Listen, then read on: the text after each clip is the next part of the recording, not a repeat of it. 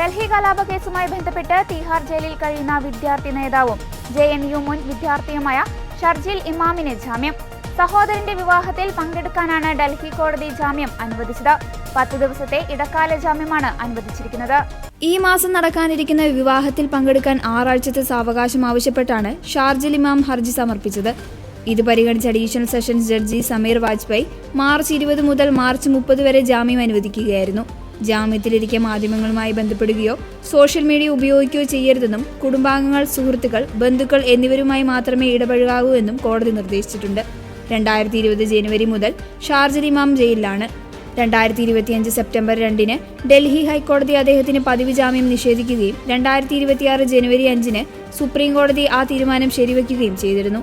2020 CAA വിരുദ്ധ സമരവും തുടർന്നുണ്ടായ ഡൽഹി കലാപവുമായി ബന്ധപ്പെട്ട കേസുകളിലാണ് ഷാർജിൽ ഇമാം, ഉമർ ഖലീദ് ഉൾപ്പെടെ 8 വിദ്യാർത്ഥി സംഘടനാ പ്രവർത്തകർക്കെതിരെ ഡൽഹി പോലീസ് കേസെടുത്തത്. 2020 വടക്കു കിഴക്കൻ ഡൽഹിയിലുണ്ടായ കലാപത്തിന് പിന്നാലെ ഗൂഢാലോചനയുമായി ബന്ധപ്പെട്ട UPA കേസിലാണ് ഷാർജിൽ ജയിലിൽ കഴിയുന്നത്.